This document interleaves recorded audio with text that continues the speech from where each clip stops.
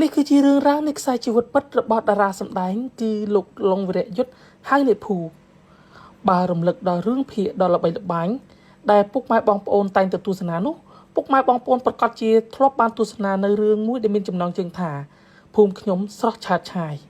ខ្សែភាពយន្តរឿងភូមិខ្ញុំស្រស់ឆើតឆាយជឿជាក់ថាប្រិយមិត្តមួយចំនួនច្បាស់ជានៅចាំ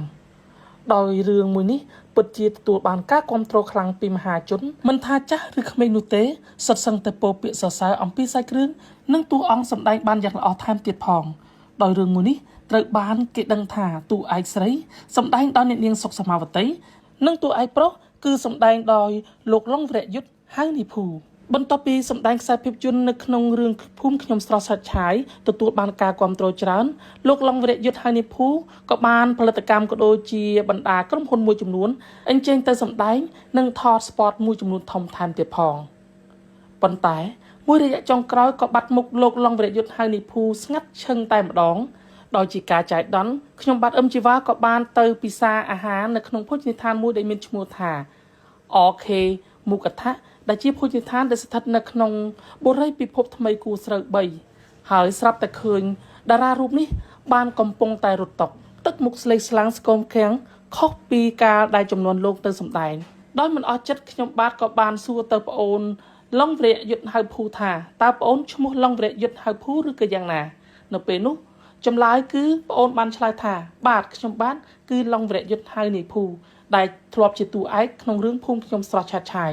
នៅពេលដែលឮថាប្អូនគឺជាតារាសម្ដែងភ្លាមខ្ញុំបាទពិតជាភ្ញាក់ខ្លួនព្រឺតតែម្ដងនៅពេលដែលដឹងអំពីស្ថានភាពនិងការរស់នៅរបស់សិល្បកររូបនេះដែលធ្លាប់តែជាតួឯកល្បីល្បាញដែលមានគេស្គាល់និងទទួលបានប្រាក់កម្រៃខ្ពស់ស្រាប់តែមកគ្រុតតុកនិងបម្រើការនៅក្នុងភោជនីយដ្ឋាននេះទៅវិញចង់ជ្រាបឲ្យកាន់តែច្បាស់សូមលោកស្រីនាងកញ្ញាទស្សនាអំពីកិច្ចសម្ភាសន៍ដូចតទៅសូមគោរពសម្ដេចអាដាមលោកជំទាវលោកញ៉ាលោកស្រីនាងកញ្ញាទូរទស្សនិកជនជាទីគោរពសូមស្វាគមន៍មកកាន់នីតិមរតកសិល្បៈសម្រាប់ថ្ងៃនេះខ្ញុំបាទកំពុងតែស្ថិតនៅក្នុងភោជនីយដ្ឋាន OK មុខថាដែលស្ថិតក្នុងបរិយាពិភពថ្មីគួរស្រូវ3ហើយយើងនឹងធ្វើកិច្ចសម្ភាសជាមួយខ្សែជីវិតពិតរបស់សិល្បកររបស់យើងគាត់បានបាត់មុខយូរហើយគឺតាំងពីគាត់ថតជារឿងខ្សែភាពយន្តភាគក៏ដូចជាខ្សែភាពយន្តនានាឥឡូវមកជួបជាមួយគាត់ទាំងអស់គ្នាជំរាបសួរបាទជំរាបសួរបងស្គាល់ប្អូនយូរហើយគឺតាំងពីបាទបងស្គាល់ប្អូនគឺប្អូនគេរហ័សនាមថាប្អូនភូខ្ញុំបាទតាមរយៈប្អូនបានថតខ្សែភាពយន្តរឿងភូមិខ្ញុំស្រស់ឆើតឆាយបាទកាលនោះទូឯងជាមួយនឹងប្អូនសុកសមាវតីបាទឥឡូវថ្ងៃនេះយើងនឹងកកកកាយនៅរឿងរ៉ាវមួយចំនួនតាក់ទងទៅនឹងខ្សែជីវិតពិតរបស់ប្អូនប្អូនការថតខ្សែភាពយន្តចូលថតរឿងដំបូងបានតែចូលសិល្បៈដំបូងប្អូនចូលតាំងពីឆ្នាំណា2010 2011បាទពេលនោះប្អូនបានថតជាគេហៅថាថតជាខ្សែភាពយន្តពេលនោះចូលទៅជាតួឯកហ្មងឬថតតួឯករឿងដំបូងឈ្មោះអីរឿងដំបូងហ្នឹងឈ្មោះខ្ញុំភូហ្មងប៉ុន្តែឈ្មោះខ្ញុំក្នុងសិល្បៈហ្នឹងឡុងវីរៈយុទ្ធបាទឡុងវីរៈយុទ្ធពេលដែលប្អូនថតរឿងភូមិខ្ញុំស្រស់ឆើតឆាយក៏ទទួលបានការគាំទ្រច្រើនបាទបានច្រើនបន្ទាប់មកក៏ឃើញប្អូនថតរឿងរ៉ាវដូចថាខ្សែភាពយន្តក៏ដូចជារឿងភាគខ្លីៗមួយចំនួនច្រើនដែរបាទថតច្រើនតាំងពីប្អូនថតមកក៏ចាប់ផ្ដើមបាត់មុខប្អូនតែម្ដងមែនតែបាត់ប្រហែលជាមួយឆ្នាំ2ឆ្នាំហ្នឹងបាត់2ឆ្នាំបាទមូលហេតុអីដោយសារខ្ញុំថតគុណខ្ញុំដាក់អស់ទូណាមួយរឿងគឺថត3ខែអញ្ចឹងយើងអាចធ្វើការបានទេយើងអាចធ្វើការបានណាដល់ពេលដែលខ្ញុំថតរហូតដល់10ឆ្នាំជាងហ្នឹងបានខ្ញុំចង់ធ្វើការអញ្ចឹងខ្ញុំអត់ថតសិនអញ្ចឹងខ្ញុំមកធ្វើការសិនបើសិនយើងធ្វើការថតអាការទេព្រោះអីថតរយៈពេល3ខែខ្ញុំមករឿងភាគបាទពេលដែលបងអូនចេញទៅធ្វើការហ្នឹងធ្វើការអីគេខ្ញុំចេញលើកដំបូងហ្នឹងរ៉ូស៊ីបាទរ៉ូស៊ីនៅខាងដំបូងបាទផ្នែកអីខាងគេបុកលហុងអីចឹងណាបាទកាលហ្នឹងដូចខ្ញុំបើកលក់ដំបូងបើកលក់ធម្មតាតែពេលខ្ញុំក៏រ៉ូស៊ីរៀងគ្រាន់បាទៅឡើងជាហាងបើក4កន្លែងបន្ទាប់ពីឃើញបងអូនលឹបលក្នុងកម្មដូចថាក្នុងវិថីសិល្បៈ ស្រាប់តែឥឡូវមួយឆ្នាំពីរបីឆ្នាំនោះគឺបាត់មុខបងអូនឈឹងតែម្ដងស្រាប់តែបងឃើញបងអូនបែរជានៅរត់តុកគេហៅថាលើកម្ហូបលើកអីនៅភូមិឋានទៅវិញអានឹងមូលហេតុអីហាងនេះយើងមកធ្វើការឲ្យគាត់ស្គាល់គាត់ឬក៏យ៉ាងម៉េចអីយ៉ាងណា អូហាងនេះខ្ញុំដំបូងខ្ញុំរកស៊ីនៅដំបូងប៉ុន្តែខ្ញុំក៏ខ្ញុំជួបរកស៊ី បាទ ហើយក៏ខ្ញុំឡើងមកគូសៅនេះខ្ញុំក៏មកសុំការងារគាត់ធ្វើមកសុំការងារគាត់ ផ្នែ ណា ករត់តុកចឹងទៅ បាទ បាទ បាទ ដល់ពេលដែលបងអូនមកធ្វើការងារផ្នែករត់តុកនៅក្នុងហាងនេះមួយខែបានប្រហែលប្រហែល ប្រាក់ចំណូល ប្រាក់ចំណូលយើងមួយខែគឺបាន150 100 បាទ ទប់ទល់នឹងជីវភាពយើងហើយជាមួយនឹងការរស់នៅប្រចាំថ្ងៃ បាទ សំរុំបាទ បាទ បាទបងអូនណាហើយចុះតើតើនឹងការមកធ្វើការបងអូនទៅផ្នែករត់តុកនេះហេតុអីក៏បងអូនមិនព្រមវិលចូលសិល្បៈវិញ ខ្ញុំចាំប្រហែលជាខ្ញុំធ្វើការបានមួយឆ្នាំហ្នឹងទៅព្រោះអីអត់បានធ្វើប៉ុណ្ណឹងព្រោះអីថតរហូតមកដល់ឡើយហ្នឹង បាទ ទុំឈប់ប្រហែលជា2ឆ្នាំនេះបានចេញរកស៊ីហើយមកធ្វើការហ្នឹងអញ្ចឹងខ្ញុំសុំធ្វើការប្រហែលជាបានមួយឆ្នាំអីចឹងទៅកុំឲ្យបានធ្វើការទេ នៅពេលដែលបងអូនមកធ្វើការហាងអញ្ចឹងបើមានគេហៅថតទេបងអូនអត់ទទួលទេមែនទេ ទទួល ទទួល បានន័យថាបើសិនជាគាត់ពុកម៉ែបងប្អូនបើសិនជាឥឡូវហ្នឹងគាត់កំពុងតែធ្វើការបម្រើការនៅក្នុងភោជនីយដ្ឋានផ្នែករត់តុកនៅភោជនីយដ្ឋាន OK មូលកថានៅក្នុងបរិយាពិភពថ្មីគួរស្រូវ3អញ្ចឹងពុកម៉ែបងប្អូនចង់ជួបគាត់ភោជនីយដ្ឋានគឺមានលក់នៅម្ហូបអាហារជាច្រើនដូចជាមុខម្ហូបពិសេសហ្នឹងគឺមូលកថាក៏ដូចជារឿងកំងឲ្យផ្សេងណា បាទមុខកថាហើយ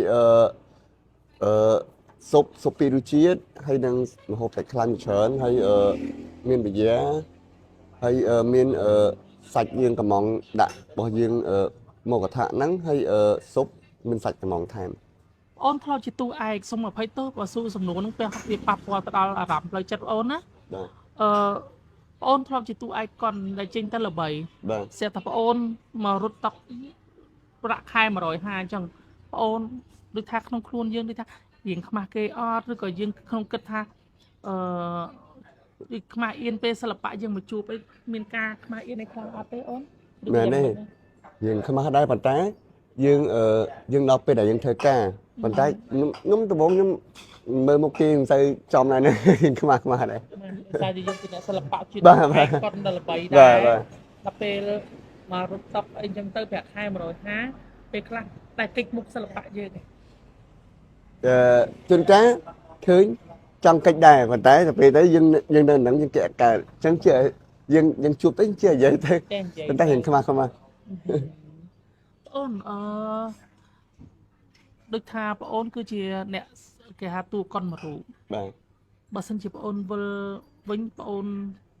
ដូចថាកន្លងមកនេះមានផលិតកម្មមួយចំនួនគាត់ហៅបងអូនដែរបងអូនគាត់ថតបងអូនគាត់ទទួលខ្លះអញ្ចឹងទៅចុះបើសិនជាបងអូនវិលទៅវិញតើបងអូននឹងតាំងចិត្តបែបណាសម្រាប់វិធីសិល្បៈនេះ បើសិនជាគាត់ហៅខ្ញុំទៅថតក្រៅខេឬមួយក៏រឿងអីចឹងខ្ញុំទៅប៉ុន្តែរឿងថាវាថាដូចបងនិយាយមិញចឹងខ្ញុំភ្លេចបាត់ឯងបងនិយាយ ដូចថាបើសិនជាការតាំងចិត្តរបស់បងអូននឹង តាំងចិត្ត បានដូចលើកមុននេះ បាទ អូន តាំងចិត្តខ្ញុំមានអីធ្វើបាន ធ្វើបានដូចលើកមុនណា បាទ ការលើកមុនគេរឿងបងអូនថតហ្នឹងគេសើចគេសប្បាយច្រើនណា បាទ បាទគឺបងអូនលេងទៅសំ បាទ អញ្ចឹងការតាំងចិត្តរបស់បងអូនចូលលើកនេះគឺបាននឹងឲ្យបានដូចលើកមុនណាបងអូនណា បាទបានវិញ ចំពោះការគោរពពេលវេលាអីយើងឲ្យបានដូចលើកមុនទាំងអស់ ដូចល្មុនហ៎ តែពេលទៅថតឥឡូវបើយើងទៅថតអញ្ចឹងដល់ឥឡូវយើងរត់តុកមួយខែតែ150ទេណាអូនដល់ពេលយើងទៅថតអញ្ចឹងមានសម្លៀកបំពាក់អត់ឬក៏សម្លៀកបំពាក់ពីមុនសល់មកពីមុនឬក៏យ៉ាងម៉េចពួកអីថតកុនរំបាន3 4ខែរំបានបើកលុយយូរដែរណាអូន មាន មានសម្លៀក មានយើងអាចយើងបើសិនគេហៅថតគុណយើងបងលុយជាងមុនមក អូសុំលុយបានន័យថាបើសិនជាមានផលិតកម្មណាហៅបងអូនថតយើងត្រូវសុំលុយមុនដើម្បីទិញសម្លៀកបំពាក់ដោយសារតែនេះបងអូនអត់មានសម្លៀកបំពាក់អីជាថ្មីគេហៅសម្លៀកបំពាក់បែបទាន់សម័យថ្មីទេដោយសារយើងរស់នៅដូចយើងធ្វើការខែតែ150ណោះ បាទ សប្តាហ៍ថ្ងៃក្រៅពីធ្វើការនេះតើបងអូនរស់នៅជាមួយអ្នកណាទេ ខ្ញុំរស់នៅមួយអ្នកផ្ទះរស់នៅមួយពុកម្ដាយបងប្អូន បងអូនមានបងប្អូនប៉ុន្មាន nhóm bóng ổn bốn nè xảy pi bảo pi bàn tay bóng xảy nhóm bật to pi nhóm bật to pi bóng mua chết đấy còn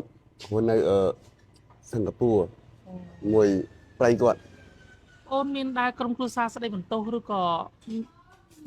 មិត្តភ័ក្តិជាសិល្បៈស្ដីបន្ទោសថាអេយើងជាតួកុនហើយរឿងអីយើងមកព្រមខិតខំប្រែវាសនាឲ្យឡើងខ្ពស់ដដែលអាប់ដេតខ្លួនឲ្យល្អដើម្បីឲ្យខ្លាចជាតួតារាល្បីដដែលហេតុអីក៏យើងមករត់តប vậy hôm đó nhóm thọt bàn tay nhóm thọt lằng du rồi nó lằng trong đọc nam chiến này bàn tay nhóm đọc pe nhóm đại thà đọc pe thời cá hột thọt các bạn thời cáคือdương của bạn đây dương hiện dụ trẻ thế dương dụ hiện trẻ thế dương bạn thời cá như bạn chắc bạn nhóm xong pe và lia thà thọt sân nhưng mà thời cá sân mà thời cá chăm dương thôi chăm nó thọt bên chứ អូនធ្វើការនៅភោជនីយដ្ឋាន OK មុខដ្ឋាននេះចាប់ដើមចូលពីម៉ោងប្រហែលហើយភោជនីយដ្ឋានបិទម៉ោងប្រហែលដែរ កន្លែងនេះគេបើកម៉ោង4គេបិទម៉ោង10កន្លះ អូចឹងបាទចឹងពុកម៉ែបងប្អូនគឺជាខ្សែជីវិតពិតនៃបងអូនប្រុសបាទយុទ្ធដែលបងប្អូនស្គាល់ហើយគាត់ថាឈ្មោះនីភូដែលតួឯកក្នុងរឿងភូមិខ្ញុំស្រស់ឆាតឆាយដោយសារតែផ្នែកគេហៅសេដ្ឋកិច្ចគ្រួសារគាត់ត្រូវតែមកធ្វើការដើម្បីយកថវិកាមួយចំនួនយកទៅចិញ្ចឹមខ្លួនក៏ដូចជាក្រុមគ្រួសារតែម្ដងបងប្អូនណា បាទបើសិនជាកិច្ចបញ្ចប់នេះបើសិនជាមានបងប្អូនគាត់ដូចថាគាត់ហៅបងប្អូនទៅថតជាប្លុកថតជារឿងអីខ្លីៗអីបានទេអូន បានខ្ញុំចង់និយាយថាបើសិនជាយើងធ្វើការមួយឲ្យសិទ្ធិរិទ្ធអាហ្នឹងអត់អីទេធ្វើការវាថាបើយើងថតប៉ុន្តែយើងមកយើងធ្វើការរបៀបធម្មតាអញ្ចឹងអាហ្នឹងអត់អីទេ បាទបានន័យថាឲ្យតការងារអីក៏ដោយគឺគាត់បងអូនទទួលទាំងអស់ បាទឲ្យតការងារទទួល បាទ ការងារឲ្យតការងារ មិន ទទួល ប្រកាន់ទេណា បាទ បាទអរគុណច្រើនចំពោះបងអូនតែម្ដងអញ្ចឹងពុកម៉ែបងប្អូនទូរទស្សនិកជននេះគឺជាកិច្ចសម្ភាសន៍រវាងខ្ញុំបាទជាមួយបងអូនយុទ្ធដែលជាអតីតតួឯករឿងភូមិខ្ញុំស្រស់ឆាតឆាយឥឡូវនេះគាត់កំពុងតែមានការដូចថាបើនិយាយចាំទៅគាត់ធ្វើការដើម្បីជីវភាពនៅភូមិឋាន OK មូកថាបាទហើយបើពុកម៉ែបងប្អូនចង់ជួយគាត់ឲ្យថតរឿងអីថ្មីៗអញ្ជើញមកភូមិឋាន OK មូកថាមកនៅក្នុងបរិយាគួរស្រូវពិភពថ្មី3នឹងតែម្ដងបាទបរិយាពិភពថ្មីគួរស្រូវ3តែម្ដងគឺបានឃើញជួបបងអូនហើយខាងនឹងចូលពីខ្លោងទ្វារធំមកអត់ឃើញបាទខាងស្ដាំដៃតែម្ដងបាទអរគុណអញ្ចឹងបងអត់មានអីទេមានតែការជូនពរឲ្យបងអូនការវិលត្រឡប់មកចូលក្នុងវិធីសិល្បៈវិញសូមឲ្យបងអូនទទួលបានជោគជ័យអរគុណជម្រាបលាបងអូនណាអរគុណបាទសូមដែរអាដាមលោកជំទាវលោកញ៉ាលោកសិទ្ធិនិកញ្ញាទូរទស្សនិកជនជាទីគោរពនេះគឺជាកម្មវិធីនីតិមរតកសិល្បៈបានដល់ទីបញ្ចប់បើសិនជាយើងខ្ញុំទាំងអស់គ្នាមានការខ្វះខាតលឺលូត្រង់ចំណុចណាសូមលោកសិទ្ធិនិកញ្ញាមេត្តាខន្តីបន្ទោសនៅពេលនេះយើងខ្ញុំទាំងពីរសូមអរគុណសូមគោរពលា